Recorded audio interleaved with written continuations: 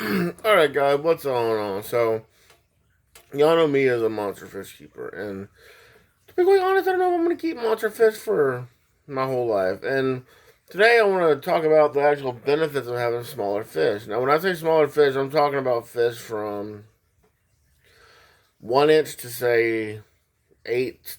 Let's just go from 1 to 12 inches. Alright, so we go from literally minnows to Oscars, pretty much, and then anything in between. The benefits of keeping smaller fish, and then when I say smaller, I'm talking smaller, about 12 or so inches, because, my Pocky, when he died, he was about, what, 20 something inches? The benefit of keeping smaller fish is, say something drastic happens. Let's say I have a 125-gallon tank, and I got, like, Oscars, devils, and etc. and stuff in there. And something drastic happens, and I got a couple 55s laying around. I could, for the time being, split my fish up for the time being into those 55-gallon fish tanks. Let's say you have a 500-gallon tank with arowana, stingrays, etc., and you don't have anything on standby because you don't spend all your money on that tank. And something happens to that tank, you're going to have a hard time separating those fish until you come up with a fix. Let's say you got a 75-gallon, you got Africans in there.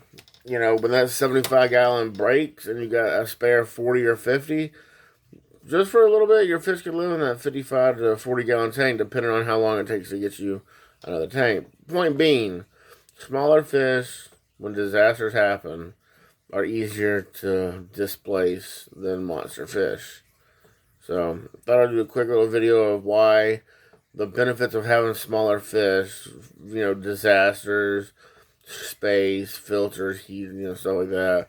They're just easier to keep up. They're easier in case something happens, say a hurricane or a tornado or something. Tornado, that's last minute.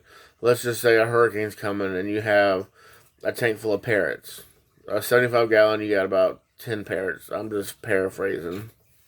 You could take those 10 parrots, put them in a 55 or a 40, transport them somewhere else with extra filtration, and they would be just fine through the hurricane. So, the benefits of having smaller fish is just that. They're smaller fish, and they take up less room.